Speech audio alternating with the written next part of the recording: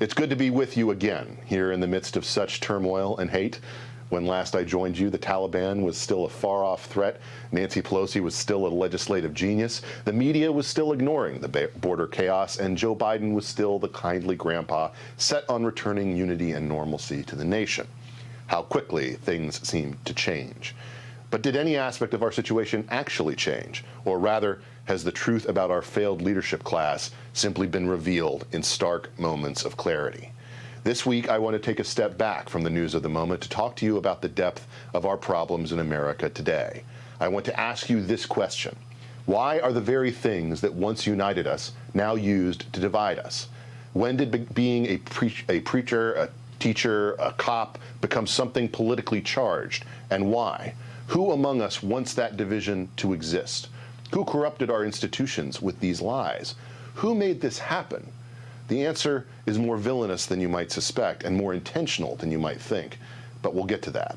A new poll from the University of Virginia's Center for Politics found that a shocking number of Americans are so fed up with division that they want, for lack of a better term, a national divorce, a breakup of red and blue states. Their poll found 41% of Biden voters and 52% of Trump voters favor this separation. Let's get one thing straight. That's not happening. It's not a thing that we will do. Federalism exists for a reason, to allow very different Americans with very different priorities to live in a country together. What's more, I'm disappointed in any conservative who seriously entertains such ideas. Did you miss every lesson about the growing backlash to leftist overreach we've seen for decades? They're headed toward the exits, white-knuckling it till the midterms, barely hanging on to power, sending George Soros-funded shouting children into the bathroom to harass Senator Sinema, and you want to bow out now? That's loser talk. The left thought they were ascendant in America, that they would lead a multi-ethnic coalition championing critical race theory and police defunding, just waiting until the old conservative voters died off. You folks on the wrong side of history, they said, your time is over. It's our time now. Get on the right side of the arc, or we riot. But they were wrong. The Black Lives Matter, defund the police, and critical race theory movements weaponized toward our communities through the house of lies known as America's public schools backfired. Where in the past the left played a game of hiding their true aims, this generation of leftists couldn't keep quiet about the radical nature of their agenda. They said they wanted to destroy the nuclear family, and we understood they meant it. The problem is that most Americans are not motivated at all by what big government socialists want them to embrace. The American people are aspirational. They value work, family, neighborhood, and freedom. There are innate reasons most Americans are ashamed to be on welfare and food stamps. Academic race hucksters demand we all categorize according to grievance, but most Americans would rather get along with each other and teach their children the same. Radical progressives urge us to hate the cops or the military or the border patrol as forces of violence and colonialism. Instead, we honor and respect them.